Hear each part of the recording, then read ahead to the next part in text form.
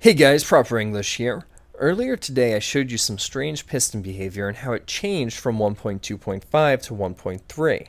This sort of a setup would cause a derp piston in 1.2.5. It would cause the piston to have two heads and break it. In 1.3.1 it just causes the piston to extend and retract and there's no problem. And we can pick up on a pulse with a repeater here.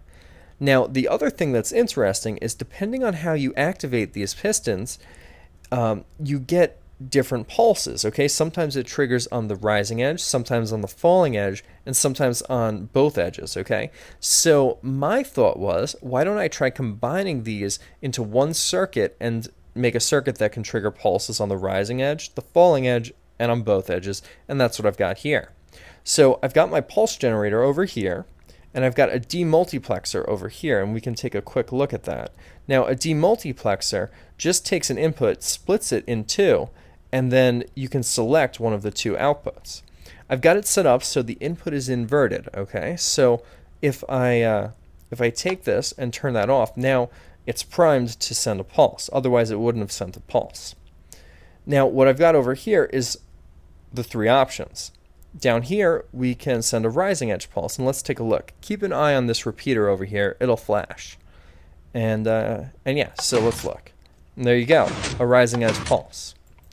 Now up here, I've got it set up to do a falling edge pulse. Now, right now, I just turned it on, no pulse, but when I turned it off, whoops, I turned it on again. So when I turned off again, there we go, we see a pulse. And there you go, falling edge trigger. Now let's see if we can do it on both. So rather than use the wiring setup that did both, I just decided to set it up so that that I used what I've already got here. Okay, so now when I flip this, you can see in the corner over there, it pulsed. Now when I turn it off, it pulses again. So let's take another look. Pulse and pulse. There we go, both edges. So this is a pulse generator that can trigger on the rising edge, the falling edge, and on both edges. Pretty cool. Like I said, I've got no idea whether or not this will be useful for anyone, but it's kind of cool, and who knows, someone might find a use or they might find a variation on it that's useful. I just thought I'd put it out there, see what you guys can come up with. So, I hope you enjoyed this. I hope you find it useful for something, because I have no idea what I'd use it for. And yeah, I'll see you guys next time.